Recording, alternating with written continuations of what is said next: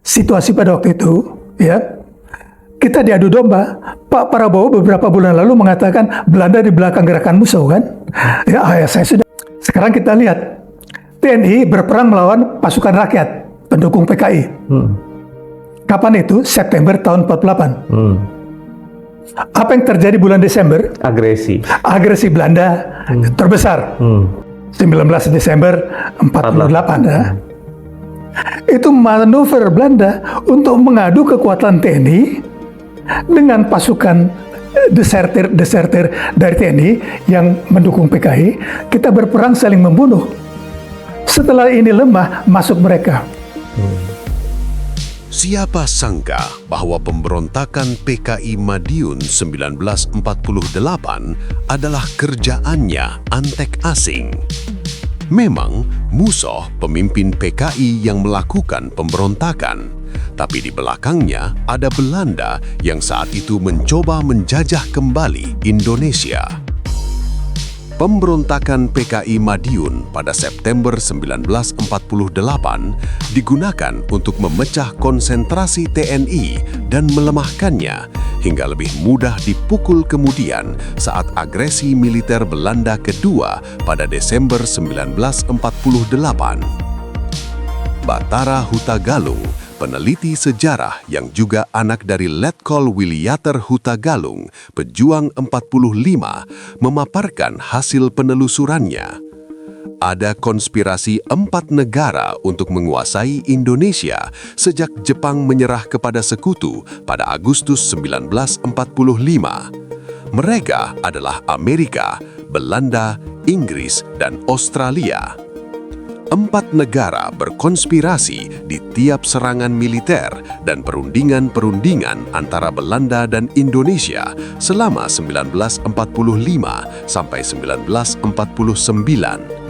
Puncaknya adalah Konferensi Meja Bundar atau KMB yang hasilnya justru menghilangkan Negara Republik Indonesia hasil proklamasi 17 Agustus 1945 dari peta politik. Apakah nafsu asing untuk menguasai Indonesia saat ini sudah benar-benar berhenti? Peristiwa Madiun seolah itu komunis, ternyata yang membawa Musoh Semaun semua itu adalah Belanda. Difasilitasi oleh Belanda. Belanda kuasai Batavia, semua lapangan terbang dikuasai. Bagaimana dia bisa sampai Madiun? Terus DITII dokumen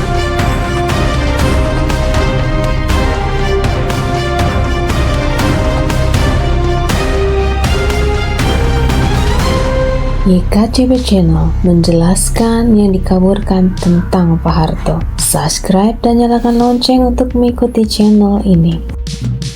Ya. Nah, jadi kalau saya sebut konspirasi Belanda, Amerika, Inggris, 4 negara dan Australia, ya. Ini saya punya dokumen yang tahun 45 ini secret, top secret. Ini adalah perintah dari Panglima tertinggi dari Southeast Asia Command, Vice Admiral Lord Mountbatten. Mountbatten, Inggris ya? Perintahnya kepada semua komandan divisi untuk segera ke Indonesia dan tujuan utamanya kepada Divisi 5 untuk segera ke Surabaya. Seperti diketahui bahwa mereka telah mendirikan republik. Ya, dan ini ada perintah khusus. Ya.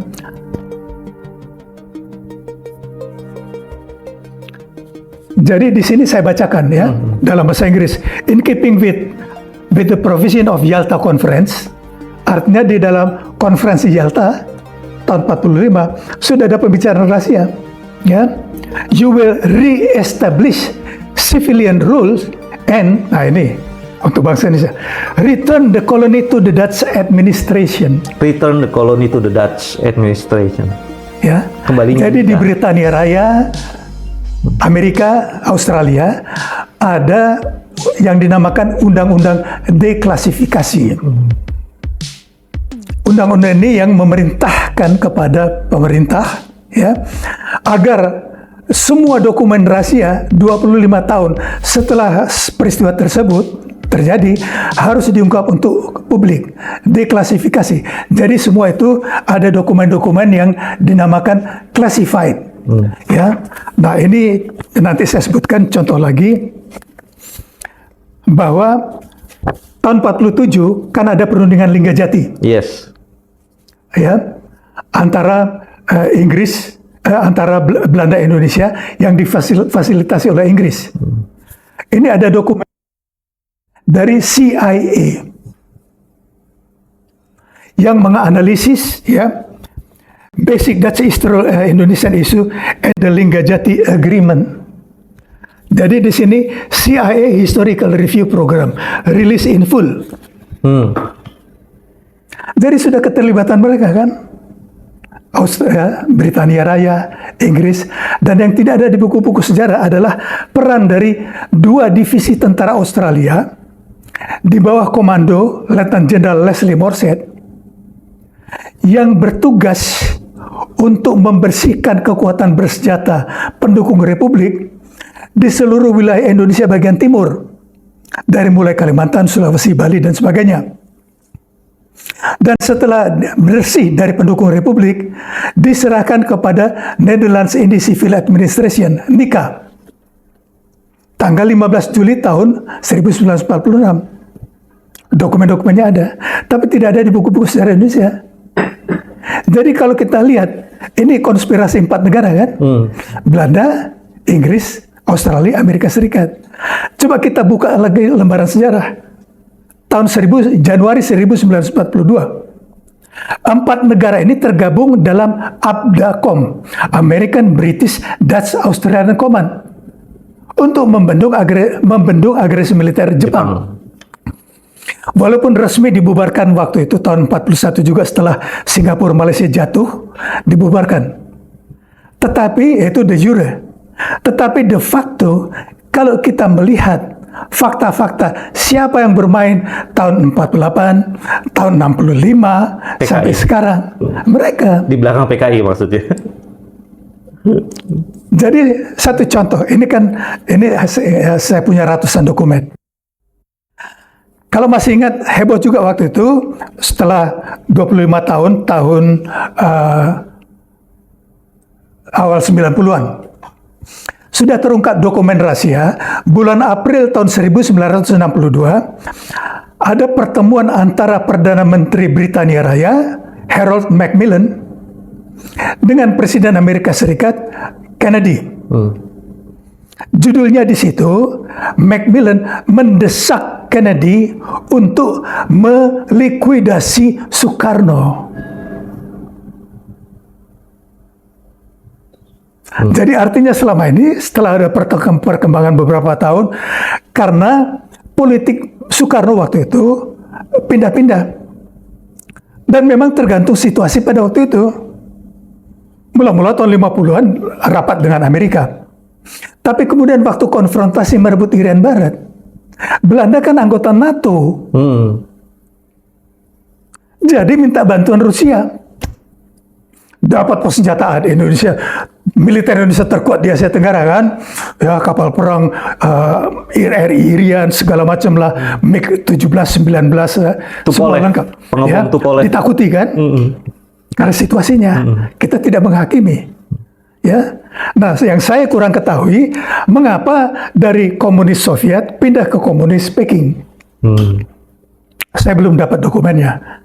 Tapi artinya situasional. Terpaksa dengan keadaan waktu itu.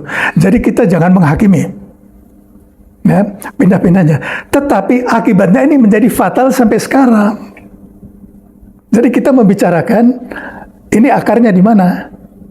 Penyebabnya kita buka fakta tanpa menghakimi. Demikian juga peristiwa situasi pada waktu itu ya.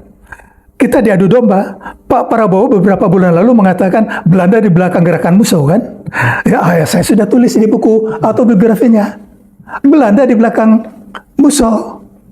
Terbit tahun 86. Ya. Dan sekarang banyak, termasuk Menteri Kebudayaan waktu itu pernah juga menyampaikan Belanda di belakang musuh. Dan kemudian terungkap pemerintah Amerika di belakang pemerintah Indonesia mendorong yang dinamakan Red Drive Proposal. Sekarang kita lihat TNI berperang melawan pasukan rakyat pendukung PKI. Kapan itu? September tahun 48. Apa yang terjadi bulan Desember? Agresi Belanda terbesar. 19 Desember 48. Kalau kita lihat ya dari segi politik ya itu kelihatan kita berperang membasmi PKI kan. Tapi dari segi manuver militer Belanda itu manuver Belanda untuk mengadu kekuatan TNI dengan pasukan desertir dari TNI yang mendukung PKI. Kita berperang saling membunuh.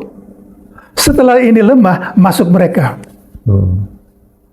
Nah, ini harus kita baca. Jadi tafsir dari militer berbeda dengan tafsir dari sejarawan atau politisi. Nah, ini yang saya maksud. Kalau mau menulis historiografi, tidak bisa hanya dari sudut pandang sejarawan. Misalnya Linggajati, Renville, dan sebagainya. Sejarawan bilang, atau diplomat bilang, itu tonggak-tonggak keberhasilan diplomasi kan? Puncaknya di KMB. Dari TNI garis keras bilang, goblok. Itu manuver Belanda, militer. Di masa perdamaian, tenang, mereka memperkuat pasukan Linggajati. Setelah kuat, mereka batalkan Linggajati, masuk ke agresi militer pertama. Iya. Ya, belum cukup kuat kan? Oke, pura-pura setuju Renville. Perundingan Renville, ya, bulan Januari tahun 48. Belanda memperkuat pasukannya lagi sampai dari Belanda didatangkan 160.000 pasukan, ditambah 50.000 pasukan bangsa Cina Puan Tui dan pasukan Knil. Dengan kekuatan raksasa itu mencoba menghancurkan TNI yang sudah diperlemah. Jadi artinya ya KMP dengan hilangnya Republik Indonesia itu kekalahan terbesar. Bukan puncak keberhasilan diplomasi, goblok.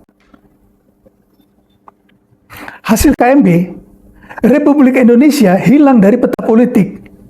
Hanya jadi satu dari 16 negara bagian RIS. Di mana keberhasilannya? Setelah Linggajati, wilayah Republik makin kecil. Setelah Renville, hanya sebagian Sumatera, sebagian Jawa. Setelah KMB, Republik Indonesia hilang. Di mana keberhasilannya? Nah, karena itu kita harus berpikir ulang. Pola berpikir kita ini harus lebih kritis. Saya selalu mengatakan, jangan memakai cara pandang katak dalam tempurung. Kita ini Garuda, kita ini elang. Kita melihat semua permasalahan dari kacamata mata Garuda, dari atas, dalam waktu cepat mengitari semuanya. Kalau katak dalam tempurung kan apa yang di dalam tempurung itu aja yang dia lihat. Nah, inilah mengakibatkan sesama kita sendiri karena tidak melihat situasi internasional. Coba kalau kita keluar dari tempurung, kita buka semua dokumen-dokumen ini, kita puluhan tahun diadu domba Oleh Abdakom. asing. Yang disebut asing. Pak Prabowo pernah menyebut dua nama negara kan, Belanda dan Australia kan. Wow. Saya menambahkan, Pak Prabowo bukan dua, Pak, 4. Ini, CIA Amerika, Australia. Tanya 2 divisi tentara Australia di bawah Letnan Jenderal Leslie Morset. Mereka berjasa kepada Belanda, tapi mengakibatkan pembantaian Westerling di Sulawesi Selatan. Seandainya, jadi kita berandai-andai mengenai hukum sebab akibat. Kalau Australia tidak menyerahkan Indonesia Timur ke Belanda, tetapi mengakui kedaulatan Indonesia 17 Agustus 45, peristiwa Westerling tidak akan terjadi. Hukum sebab akibat kan? Jadi mengapa peristiwa Westerling terjadi? Karena Australia menyerahkan Kalimantan dan Sulawesi kepada Belanda. Nah, ini kita harus pahami ya, hukum sebab akibat. Jadi jangan kita hanya melihat akibatnya saja. Sama seperti orang sakit kan? Ya. Dokter jangan mengobati berdasarkan simptoma. Oh, dia pilek, ini saya kasih obat. Nggak taunya dia kena COVID. Gejalanya sama kan? Saya pernah kena itu. Siap. Saya gejala COVID 3 minggu isolasi. Nah, ini contoh-contoh ya. Jadi kalau kita kaitkan peristiwa-peristiwa sekarang, akarnya itu di situ. Bahwa ada peran asing. Ya. Dan ini kan Pak Prabowo sudah dengan tegas 2019 mengatakan asing yang bekerja untuk asing. Jadi ulangi lagi sekarang dan menyebut 2 nama, Belanda dan Australia. Saya hanya meneruskan menyebut nama-namanya. Siap. Mungkin Pak Prabowo dengan Pak Syafri ya masih ada diplomasinya. Tapi saya kan I have nothing to lose. Yes. Saya bukan menteri, bukan apa, tidak ada jabatan. Oke, silakan. Nah, jadi ini mungkin ini inti dari lingkup permasalahan kita sejak tahun 45 sampai sekarang, ya, agar kita keluar dari tempurung. Iya. Jadilah diri kita yang sejati, Garuda Ya. elang raksasa. Kita memandang dari atas, bukan dari bawah. Siap, Pak Batara. Ya. Silahkan minum dulu Pak Batara. Wah, semangat sekali ini Pak Batara Hutagalung ini umurnya 81. Bagaimana? Umur Bapak 81 tahun, teman-teman, dan masih segar, naik tangga 3 lantai ya masih. Oke. Jadi sehat sekali Pak Batara. Jadi cerita soal TNI garis keras tadi Pak Batara cerita menyebutkan beberapa kali tentang TNI garis keras. Ini mungkin salah satunya adalah Jenderal Sudirman, karena 76 tahun yang lalu Pak Sudirman itu pernah menolak hasil KMB dan minta berhenti kepada Presiden Soekarno. Ya kan, pernah ada cerita soal itu bahwa Pak Sudirman minta berhenti karena tidak setuju dengan hasil KMB. Nah, ini orang jarang tahu bahwa Pak Dirman itu mundur karena dia tidak setuju dengan hasil KMB. Ya. Nah, teman-teman, Pak Batara ini juga oke, sekarang kita akan bicara soal TNI nih. Tadi yang kita janjikan ya. Tadi udah disinggung-singgung sebenarnya tentang TNI. Jadi ternyata